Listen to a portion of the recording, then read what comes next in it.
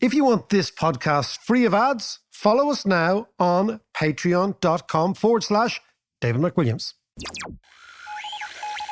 What in the world is happening on Wall Street? Economic indicators. Who knows where this is going to end up? To understand the economy, you have to understand human nature. This podcast is powered by Acast. Now, if you hear Norse mythology, the sound of Odin, the hammer-throwing Thor, the beautiful Freya, you have been reading Norse cosmology and the sagas. John is looking every day more like Thor. He's back from Norway. How was it? Norway was superb. I really enjoyed it. It was great. The photos look amazing. Yeah. So I spent the first few days in Oslo. Yeah. A brilliant lady called Claire Macquarie, who heads up the Irish-Norwegian Chamber of Commerce. She set up a whole load of chats for me, interviews. Brilliant. So, and I'll bring them to you over the next few weeks. Fantastic, because it's a fascinating place. Absolutely, yeah. It was really good. And there's, we'll talk about the port and moving the port and the future library, which is a really interesting story. We'll talk about Cognite, who are a unicorn tech company that deal in sustainability and all that. It's interesting stuff. So it was right up your street. Right up my street. And of course, we've got the whole sovereign wealth fund that they're financed for gazillions of years. Yeah. But the interesting thing, just observations though about Oslo, beautiful city. Yeah. I've been there. Yeah. It's not dissimilar to Dublin in terms of size and that kind of stuff, except it's really clean. Yeah. And like, for instance, we talk a lot about, traffic and pedestrianisation. They have this sussed because they have a huge congestion charge within Oslo, the centre of Oslo, which prevents people from driving in, of course, because everything is expensive in Oslo. But the aim is to make it completely pedestrianised. But the cars that are there, for instance, last year, 75% of new cars were electric. Wow. So the city kind of whirs. That's the sound of the city. That is lovely. And it's either whirring from the cars or those scooters, the electric scooters, which I used all the time. And the interesting thing is they've got probably a worse climate than us in terms of rain and cold, and yet they're up on their bikes and their electric scooters. They don't regard this as a problem. Yeah. Well, it's the old, I don't know, it's Swedish or Norse Scandi thing. There's no such thing as bad weather, only bad clothing. Yes, I love that. I love that. And tell me, and then you went all the way up to... I went all the way up to Tromsø. Well, actually, the interesting, just before we leave Oslo, what I found really curious was, by the way, there was no dereliction, couldn't see any, but the shops, there seems to be an inordinate amount of both outdoor and indoor shops. So outdoor stuff because the Scandis love going up to the mountains and snowshoeing or skiing or climbing or whatever it is. But then there seemed to be a huge or an equal number of interior soft furnishing shops. John, your weirdness for the soft furnishing is beyond me. But I thought that was really odd. It's called wealth, right? Is you think of these incredibly wealthy societies. Incredibly wealthy societies have a fascination with lighting, interior design, right? Yeah, because they're rich. I mean, the Norwegians they were actually amazingly poor and then very rich very quickly. So I believe, and I think people don't really realize that up until the discovery of oil, the Norwegians were a very poor country. Apparently, they were, in the 1950s, 1960s, Norway was a poorer place than Ireland in the 1950s, 1960s. And that was pretty poor. Absolutely. Ireland in the 50s, you don't want to be going there. You don't. So you're up, because you sent me the photos. Did you see the Northern Lights? Now, this is, I'm not sure. That's a typical Davis answer. Well, I tell you what it was. Yes or no? It's not university challenge. What it was I went out one night and I climbed up this hill and I was sitting there, as you do, for a few hours. It was partly cloudy. So there was all patchy clouds, and I reckoned I should be able to see the Northern Lights. And they were on that night. But the moon was also bright. So all these things are factors. But then what I did see, what appeared in the sky was like the shape of the Northern Lights, but they look more to me like kind of weird clouds, and there was no colour in it. So either I was imagining the Northern Lights, or I'm the only one who saw the Northern Lights in black and white. That would be just you. That would be just you. That would. No, brilliant stuff. No, we've definitely. I want to come back to Norway because it sounds. Oh, I've lots of things to tell about. Also, just one of the reasons that John went up there was that we've been doing the podcast for the last 2 years, chatting away and comparing things, and at almost every metric we compare Ireland to, or Britain to, or America to, Norway comes out number one. Yeah. So you got to see there's something, just not oil. There's something else going on up there. Yeah. And it's well worth the delve. So we'll explore this further over the next few weeks. And you can get maybe some really weird Viking metal band, Norwegian. They love the metal. Yeah, so Norwegian metal background, and away we go. Yeah. Death metal. Yeah, exactly. Viking metal. Isn't that what it's called? But John, before we start, I want to tell you about next Tuesday. Not this Tuesday, next Tuesday. Yeah. We're going to be introducing and launching a new online course. So the way I've always thought that the best way to think about economics is to learn economics, to teach economics, to talk about it. And what we have is, we've been working on it all summer. Well, I've been working on it all summer. You haven't. Yeah, I've been watching your work. You've been watching me. It's my favourite kind of work. Exactly. But it's on monetary economics, the history of money, where money comes from. Basically, all the conversations I'm having with people about cryptocurrencies, how is that changing the world? Yeah. And I thought to myself, okay, cryptocurrency, let's take that as the basis. It's a new approach to money. It's an innovation in the technology that is money. So it's looking at money historically. It's how it's changed us, how it's changed the world. Yeah. What is it? Where does it come from? All these basic questions that most people really can't. Like, if you, it's kind of stuff you kind of take for granted. Yeah. Until you start thinking about it. And it's really strange. Yeah. And the course is 11 hours online with notes, with reading lists, videos, the whole thing. And I think actually, Mac, just before you start, didn't you receive some sort of, what have I got here in my hand? Oh, Trinity Business School Teaching Excellence Award 2021. Well, thank you very much, John. Congratulations. Well, yeah, so that's fantastic. No, actually, I'm really proud of that, because that is an award I got from teaching in Trinity last year, but it's from the students. I mean, it's given by the college. Yeah, right. But it's actually the students. And that's, if you're a teacher. Rate my teacher. Yeah, but it's the basic idea. Like, if you teach, and I love teaching, right? The most joyous thing, you go into the classroom and you start teaching, and then you see gradually people's faces changing, students' faces changing, as they get it. Yeah, as they go, oh, right, okay, I get that. So this is the students every year. And then they start making all the connections. And then you can see them going, okay, is that what this means? And that's what I love. There is an alchemy in teaching. And I love that moment where the penny drops and suddenly we're all on the same, and we're kind of aquaplaning then, you know? Yeah. And so the students rate the course, they rate the teachers, they rate the whole thing. And it's great. That's fantastic. So the students, it's always much better to get recognition from your students than your peers. Yeah. So bear that in mind, guys, when it comes to the online course. It's well worth it. Yeah. So this is a top-rated teacher. Top-rated academic. A top-rated academic. Exactly. Your mother will be very proud. Oh, my mother. As a teacher herself. I'm from a family of teachers. I know. I have loads of teachers in my family. Aunties, going back generations. We're teachers. That's what we do. Yeah. It's surprising you didn't actually become a teacher. Well, do you remember I told you the other day I nearly did it. If it's the squeeze box and the accordion, I had to run away. The melodeon, I had to run away. All right. So that's the new David McWilliams Monetary Economics course online. We're going to launch it next Tuesday. And if you want to play, become a Patreon.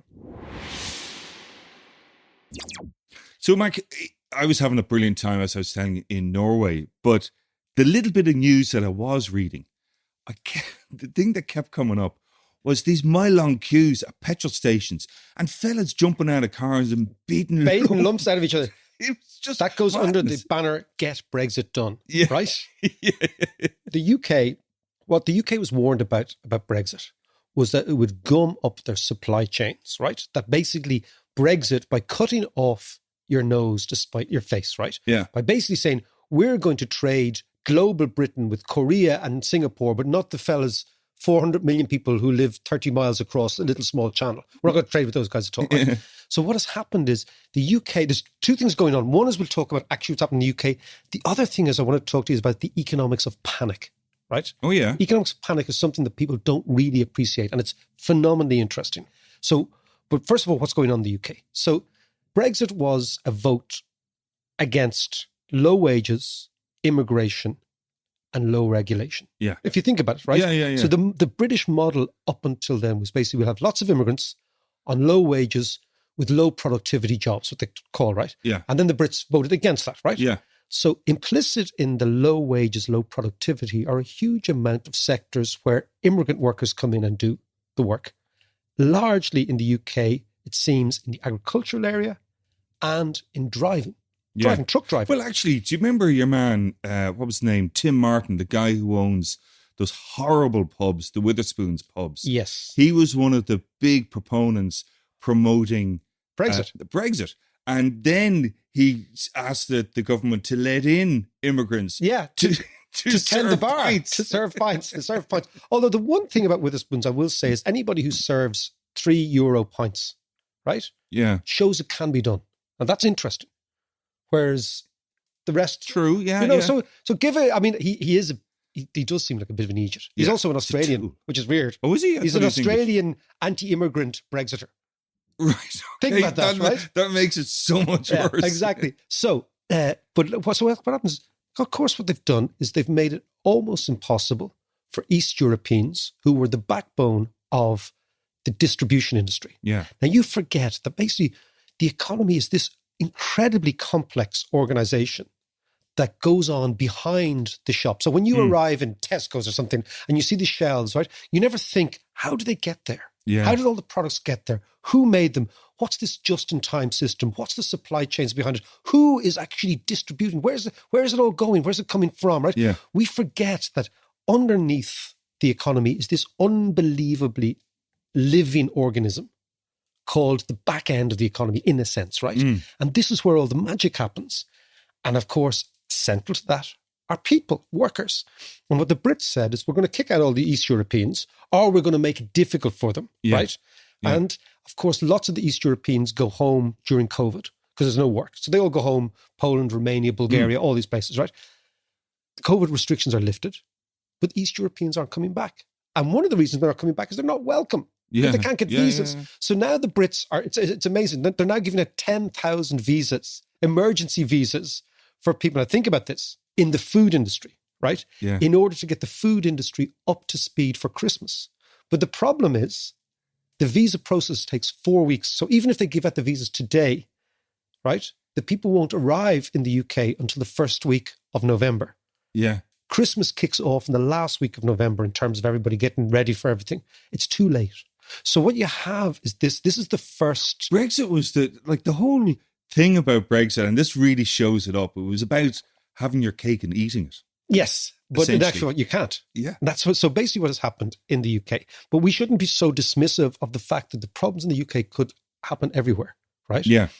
So the distribution, the key to this is the supply chains distributions that happen on the ground that actually make the economy tick.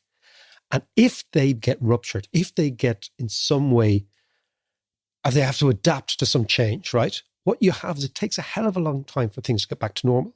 So the first thing that's happened in the UK is oil is transported. It's very interesting. You were in Norway, right? Yeah. Think about the UK, right? The Norwegians and the Brits found oil around the same time. Yeah. Okay. The Norwegians set aside every single cent of that into their sovereign wealth fund and have now financed themselves for the next 360 years. It's incredible to see how it actually works. The Brits gave all the oil revenue away in tax cuts. Maggie Thatcher cut taxes all through the 80s, gave all the oil revenue away. Now they have no oil or very, very little, and the Scots have what's left of it. And they have a massive current account deficit. Yeah. So if you think about it, the Brits have to import money to pay for themselves every single year, whereas they should be in a position like the Norwegians, who have just got amassed wealth and wealth and wealth. Yeah. Brits didn't do that. And again, that's all ideology. But if you come back to, and Brexit is ideology. So what is happening in the UK is you have a massive bottleneck in certain sectors because they can't get truck drivers to drive. The reason they can't get truck drivers to drive is they kick them out. Now they're looking to get them back in. And of course, your average Romanian or Bulgarian said, hold on a second. Is it worth my while going to that country when I'm being treated like a second-class citizen, and Yeah. I know I only have a Yeah, visa you'd be for kicked out 6 in a months. few months anyway. Yeah. So this is the chickens coming home to roost. And of course, what has happened is that psychologically, and this is interesting, psychologically in the UK, there is a collective memory of the 1970s, which is very, very large. Why? Because Thatcher and the ideology of the 80s and the 90s used to point at the 70s and say, look what we got you out of. We were going down the toilet in the 1970s and we turned it around with our ideology, right? Yeah. With our great ideology. Yeah. But the problem is that if you create, it's like anything, it's like a boogeyman for kids, right? If you create a myth, okay, if you create a story that the 1970s were appalling, in actual fact, the data would suggest the 1970s were quite good decade to live in everywhere, right? All right. Which is Apart from the fashion. But anyway. I quite like the fashion. I quite like the fashion. It's coming back around. I quite like a you flare. Can wear your, I quite like a flare. You still have your flares from the 70s. I quite like a flare. I think musically, it's an amazing decade. I think cinematically, it's an amazing decade. What about the footballers in the 70s? Charlie George. Right. Tony Curry. I'll go along with the music and the movies, but the handlebar tash and the long hair, Yeah, you got to yeah, go yeah. for it. You know, the big froze, everything. Anyway, you know, disco, punk, it's all Yeah. coming at the same time. Yeah, true. But True. it's a fascinating decade. But if you politically say the 1970s were the worst decade ever, what then looms very large are images of the 1970s. And the recurring image of the 1970s is people queuing for petrol. That's right. the image that people have in their remember head it well, yeah. of a society that can't even power itself, right? Yeah. We always had candles in the drawers Candles, as well, all that sort of waiting stuff. for the power to go off. So if you look at what's happening now, those images, and actually the Tories have their annual shindig, I think, this week in That's the UK, right. Yeah, right? yeah, Okay. yeah. Manchester, So isn't it? those, if you think of those images of people queuing for petrol, right? That smacks of a society that's not working, because these are basic things. If you have empty food shelves, even some in your Tesco's and your Asda's and whatever, what people are saying is, hold on a second, this society is being run by morons. And then what's been leaked is the fact that lots and lots of British industry warned the British government as far back as last June that there would be these bottlenecks, there were these problems, we don't have enough drivers, we don't have this, that. And of course, the government did nothing. So now this is all coming right now. Can I ask you though, do you think that they did nothing because they didn't understand it, they didn't believe them, or was it just pure negligence? Johnson seems to me to be a very negligent type of person, number one. Number two, he's highly dismissive of news that he doesn't like. And number three, he is an ideologue. So basically, get Brexit done. Everybody who's saying, well, hold on a second, there's a problem at this, that, and the other, he's basically blustering the whole thing. Yeah. Now, it's not normal for the UK not to have contingency plans, because the UK is a big, powerful country. It's still the fifth largest economy in the world. It still produces lots and lots of fascinating things in advertising and marketing and finance. So it has, and if you think of a city like London, it has a deep infrastructure that allows a city of 10 million people to live and breathe and work every day. So it's not that this is a society that is not without deep supply infrastructure in its economy. It really has it. But it's the negligence of the state not listening to. Now, in the old days, and this is a fascinating thing, in the old days, the Tory Party and British big business were one and the same thing. So they'd sit around. Yeah. It was the party of business. And for some reason, over the Brexit negotiations, over the populism, over this new Toryism, it's moved away from being close to the CBI, the Confederation of British Industry. So it's not listening to them at all. So there is a cleavage. And the reason for this is that the Tory jihadis, the Brexit jihadis, regard business as suspect, because business was very pro-Remain in the referendum, because business said, look, we can't cut ourselves off from the Germans and the French. We do business with them every day, like get real, right? And of course, this drove a coach and horses through this alliance between business and the Tories. And the most graphic example of that is Boris Johnson himself, when he was foreign secretary. He was asked, what about business? And he said, fuck business. In June, 12 months ago. Did he? Just before, this was a big headline. And then, of course, a lot of English people I've talked to have said, hold on a second. If the foreign secretary of the Tory Party is saying, fuck business, where do we stand? So you have this extraordinary and That's weird. incredible. It is incredible, right? Because they don't care. Gove and Johnson, and of course, all the other sort of Brexiters, they don't care because for them, sovereignty is everything. And sovereignty is all that matters. And the flag and winning and the cross of St. But George. That's all meaningless if you have mile-long queues at petrol stations. Yeah. But what I find interesting about it as well is, and I wonder, will this in the long run have a positive effect for the UK? Because as you just said, people don't give a second thought to the back end of the business, the stuff that's happening behind, the supply chains and all the rest. Now, all of that has become very real. Yeah. So people are learning about the basics of how business is done. It's like plumbing, right? That nobody, when you go into a house, worries about the pipes behind the walls. You assume they work, right? Yeah. And you assume they work until they're blocked, right? Yeah. Or the big old leak. Or whatever, right? So it's the economy is actually works in a broadly similar way. That's the first thing. Second thing is that you could be right that people may well think, hold on a second, this is a much more complicated beast than we've ever really appreciated. Yeah. But what supply chain bottlenecks materialize as are inflation. So if you think the UK is a highly inflation-prone economy, right, much more so than almost any other Western economy since the Second World War. And the reason for that is the UK, although it's a big economy, is a very open economy. And most inflation in the UK comes through its exchange rate. And this is something that I don't think many... Explain that a little bit more to me. So basically the exchange rate is the external price of the currency. Yeah. So if you import a lot, as the UK does, because it runs a massive trade deficit, right? The price which you pay for your imports is determined by the level of sterling. So if sterling is falling, what is happening is straight away, one for one, the price of your imports are rising. And because you import a lot, import prices affect inflation straight away, right? So what has always happened, and this was a big debate in Ireland for many, many years because we were much, much smaller when we had our own currency, was to what extent are we importing inflation because we have a weak currency? Yeah. It's called the small open economy model of looking at small economies.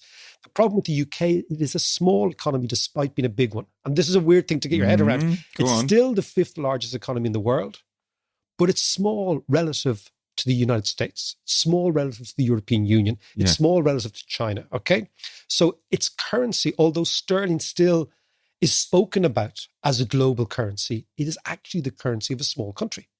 Not dissimilar to the Brazilian real or something, right? Yeah. In terms of, so the question then is, what always happens in the UK, because of the way in which they have run economic policy for many, many years, right, is when the economy slows down in the UK, right, and I think the UK could go into a recession this year, right, which is really quite shocking for them, right?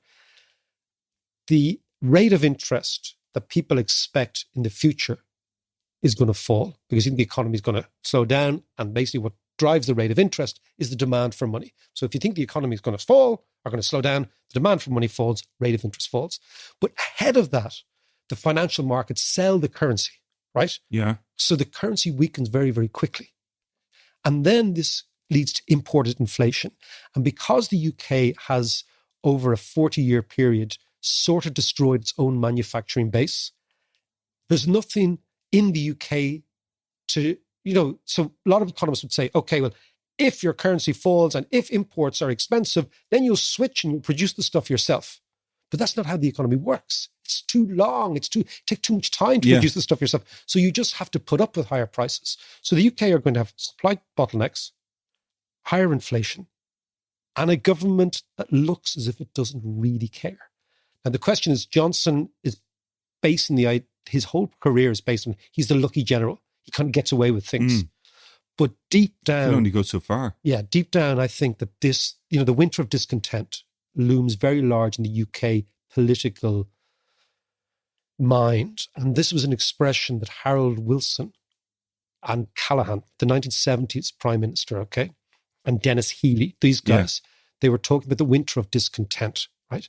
Now, what the problem is, if you put in, let's say, another spike in COVID on top of that, right, what you're going to get is I think, this winter, a serious atrophying of the support for Brexit and the support for the Tories, simply because it's impossible to conceive that they're going to turn it around, these supply chain bottlenecks, so quickly. So, okay, if that happens, and I agree with you, I think because the health system is so run ragged over the last couple of years that apart from COVID, with the regular flu epidemic that always happens every year, that's going to be even stretched even further. But like, what will that mean for British politics if people turn against this whole idea of Brexit? Well, so what? It's too late. It is too late. It is too late. Well, I mean, then of course, what happens is the forces within the UK, so the Scottish nationalists, etc., for change will become even more emboldened, right?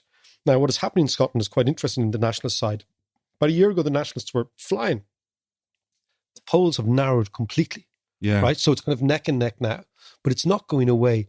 I think what will damage the UK more, and again, I come back to this idea that it's still an amazing economy. It still runs very, very well. It still produces huge amounts of interesting, not particularly meaty or muscular products, but interesting products, right? I mean, for example... What do you mean? Well, I mean, basically the UK, you can look at the economy between light and heavy, right? So a heavy economy is Germany, right? Germany produces heavy things, cars, machines, all these sort of things. Physically. Physically. No, absolutely.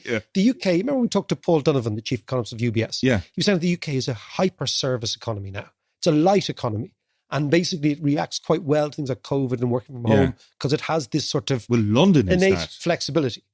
And of course, what Johnson wants to do is, good point you make, Johnson's whole idea is levelling up.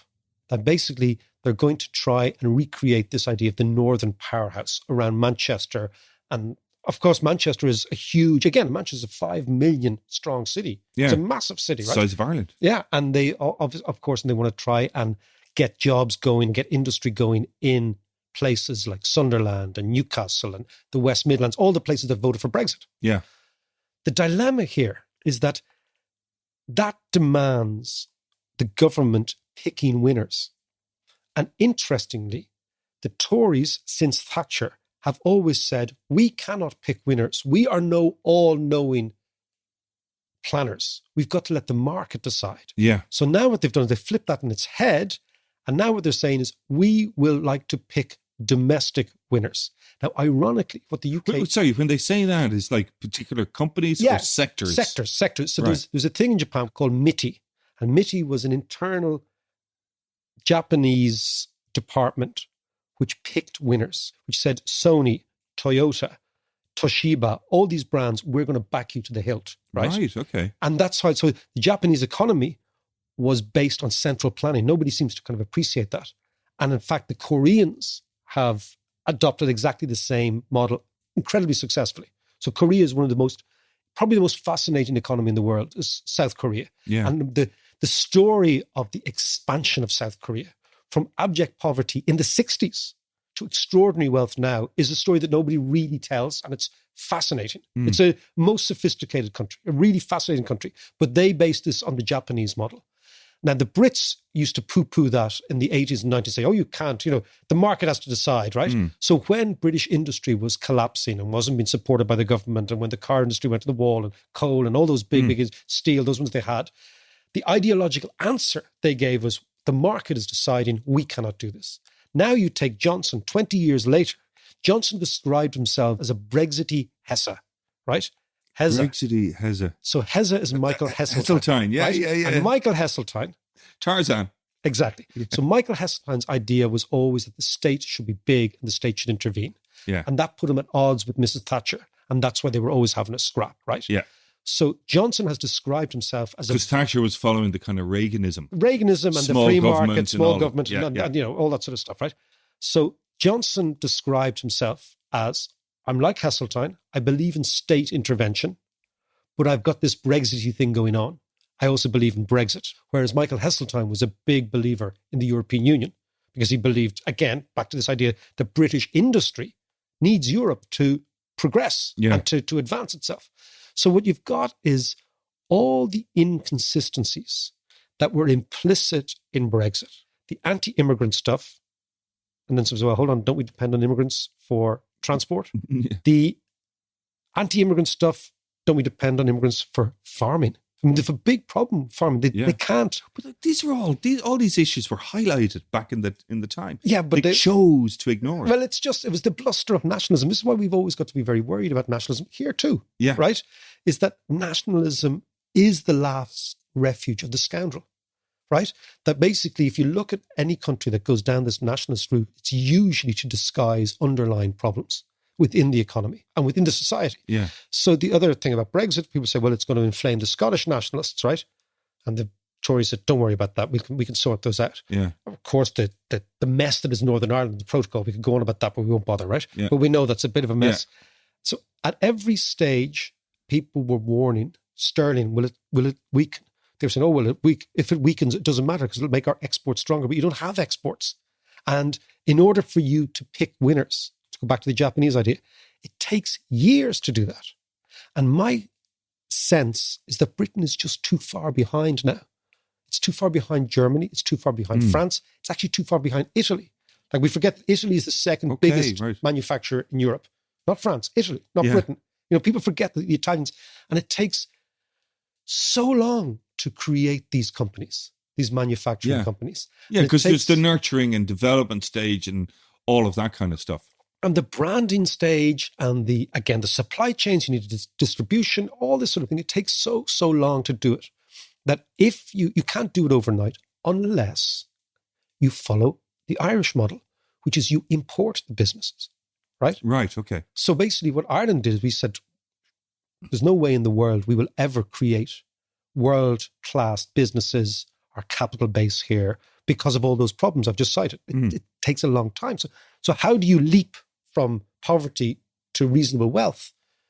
You attract in businesses that already exist. They've already done all the hard work. Yeah. And that's where the taxation thing comes in. Right, okay. And we will conclude here because I think the only way the Brits will succeed in levelling up is if they adopt the Irish model of attracting in ready-made companies. You know, there's oven-ready companies that exist, that have done all the hard work before. How do you do that? You do it with your tax system. And that brings us to this week. It looks that the Irish government is going to say, yes, we will go with this 15% tax rate. Right. And that, I don't think is a game changer. I mean, lots of people are saying, oh, this is going to change the world. I don't think so at all. I think it'll actually raise revenue here. Because obviously what happens is if your tax goes from 12.5 to 15, you make more money. The Department of Finance... In the short term, you do. The Department of Finance says something, we could lose 2 billion in this. I can't understand that. I think that's a figure, to use the great Anglo-Irish expression, plucked out of their arse. Do you remember him? Where did you get that figure? David Trump, He plucked it out of my arse, right? But come back to the idea of the tax, right? If there is a flat 15% tax, and if Ireland signs up to it, and if that is the way in which the world is going to progress, I don't think it's a huge deal for corporations here. But I do see that the UK will need to do something similar because you can't build your own companies. It's too long. It's too hard. You don't have the time. But there is the risk, though, of Britain attracting some of the Irish-based companies now over there. There is, but then you think, okay. Because we've lost our tax advantage. We've lost our tax advantage, but then you have the most important thing for the service industry are people, right? Because creativity happens in our minds, right? Yeah. And if the Brits are still insistent on telling Europeans, educated, creative Europeans, as well as ordinary workers, but, high-end workers, you're not welcome here, well, then the companies that are making these decisions on where to locate will say, okay, tax, that's the same. What about the people? And of course, they'll say, well, are you going to invest in a country where the cleverest people in that region are not allowed to travel or work there? Or their visas are going to be under some sort of cloud every year? So I think the Brits have to realize that the immigrant part of the Brexit offering is actually going to destroy them, or it's going to take them years to actually replace those foreign workers with local domestic workers at that level of education, etc. But again, it comes back to Ireland. The problem we have is you can't house the people.